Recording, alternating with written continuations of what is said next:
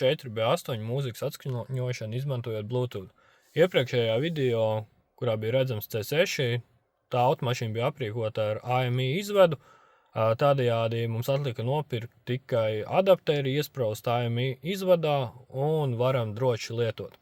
Šajā gadījumā automašīnai nav AMI izvads, ir iespēja, protams, nopirkt AMI vadu un viņu vienkārši pievienot un pirkt papildus vēl adapteri, bet tur ir tas pasākums krietni sadārdzinās atšķirībā no šī varianta. Šajā variantā tika atvienots augsts izvads no multimēdijas bloka un tika iesprausts iekšā Bluetooth adapters vietā. Ko tas mums dod? Tas mums dod mūzikas atskaņošanas iespēju caur Bluetooth. Protams, šis risinājums ir vairākas reizes lētāks, līdz ar to arī ir pāris mīnusi.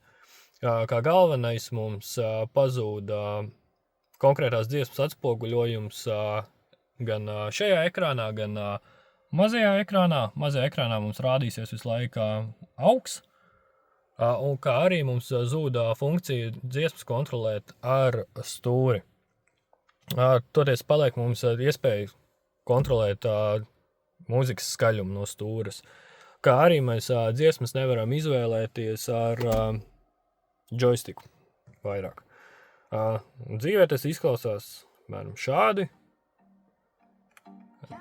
Skaļumu droši varam regulēt. Tā brīdī, kad mēģinam regulēt pārslēgtā dziesmu, tad mēs saņemam šādu uzrakstu, kad sekcija nav mums pieejama.